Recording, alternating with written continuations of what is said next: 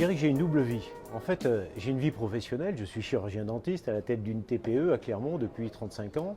Et puis je suis élu local depuis près de 20 ans, élu municipal et élu conseiller régional depuis maintenant 4 ans. Donc j'ai une double expertise. Je connais les attentes du monde économique, je sais les codes, les limites du monde politique. Une collectivité de droite n'est pas tout à fait gérée comme une collectivité de gauche. Le conseil régional Auvergne-Rhône-Alpes est plus en résonance économique avec les chefs d'entreprise. Pour le chef d'entreprise que je suis, ce qu'il attend en fait du monde politique, c'est qu'on lui fiche la paix d'abord. C'est qu'on ne l'assaille pas de taxes, de contraintes. Après, quand il en a besoin, il doit s'adresser aux politiques, bien entendu, et il attend une chose, c'est de la réactivité. De la réactivité pour tout. D'abord pour l'information, délivrer l'information. Ensuite, quand il attend du foncier pour s'installer, pour construire de l'immobilier, il faut qu'il ait quelque chose tout de suite. Il a besoin d'aménagement du territoire, c'est-à-dire un terrain qui soit correctement doté en matière de numérique, de fibre optique, de téléphonie mobile, 4G. Il attend également des connexions. Il a besoin d'être livré, de la logistique, une proximité avec les axes autoroutiers, ferroviaires. Il a besoin de main-d'œuvre qualifiée. Et il a besoin d'une fiscalité que je qualifierais de raisonnable. Voilà, en gros, ce qu'il attend du monde politique. L'entrepreneur, c'est lui qui prend des risques, c'est lui qui crée des emplois, c'est lui qui crée de la richesse.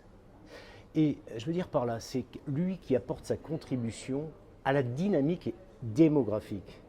Parce que le politique, qu'est-ce qu'il fait? Il crée le contexte favorable au développement de l'entreprise et de façon à attirer de nouvelles activités ou des investisseurs.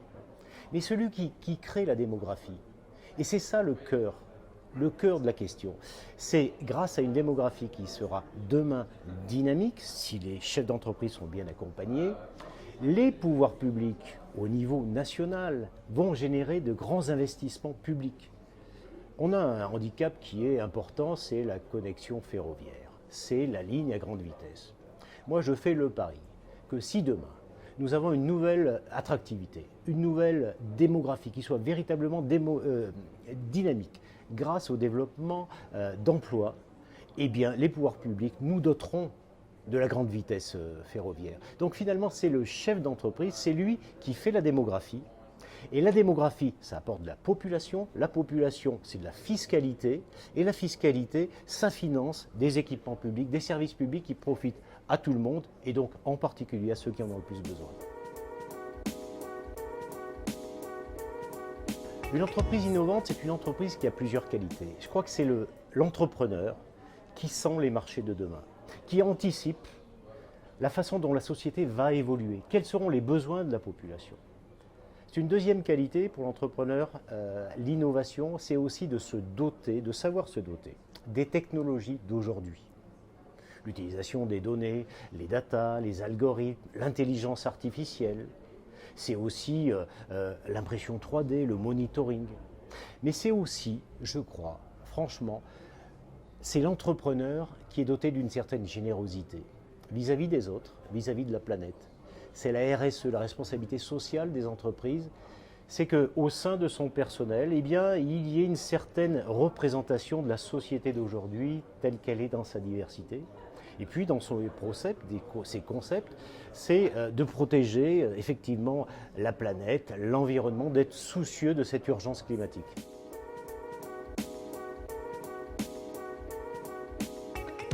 Moi, ce que je propose, c'est très simple. Pour avoir une véritable attractivité, on a perdu notre statut de capitale régionale, on souffre de la très forte attractivité de Lyon. Aujourd'hui, il faut changer d'image. Moi, je veux que Clermont soit demain le centre international de la mobilité du futur. Nous avons tous les atouts. Il y a la recherche, un laboratoire d'excellence, un LabEx Immobest 3, qui a inventé la navette autonome, l'un des deux systèmes de guidage en réalité.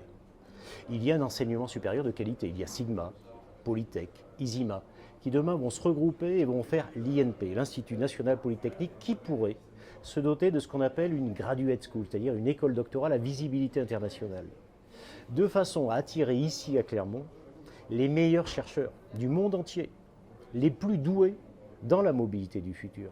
Et puis on a un terrain applicatif qui est excellent, c'est Charade, le circuit de Charade, qui pourrait devenir demain le premier circuit au monde d'induction électrique dynamique.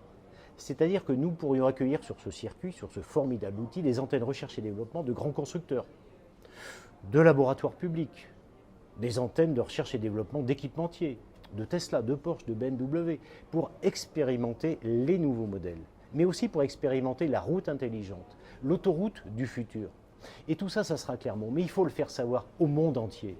Et pour cela, nous pourrions accueillir l'équivalent de Movinon, un grand salon international dans la grande halle d'Auvergne, agrandi grâce à l'action du conseil régional. Et puis surtout, pour que ça marche, il faut que les Clermontois soient les premiers bénéficiaires de cette mobilité de demain. Il faut qu'ils puissent emprunter une navette autonome, par exemple, pour monter de la place de Jaude sur la place de la Victoire. Il faut qu'ils puissent se déplacer sur l'autoroute entre Clermont et Vichy en rechargeant leur véhicule électrique. Il faut qu'ils bénéficient de ces avantages en priorité, c'est-à-dire que l'opinion publique s'en empare. Et avec tous ces records qui vont être établis ici à Clermont, ces innovations, nous bénéficierons du regard de la presse internationale et c'est comme ça que nous allons changer l'image, nous allons améliorer notre attractivité, nous allons booster notre démographie, nous aurons des recettes fiscales et le territoire gagnera.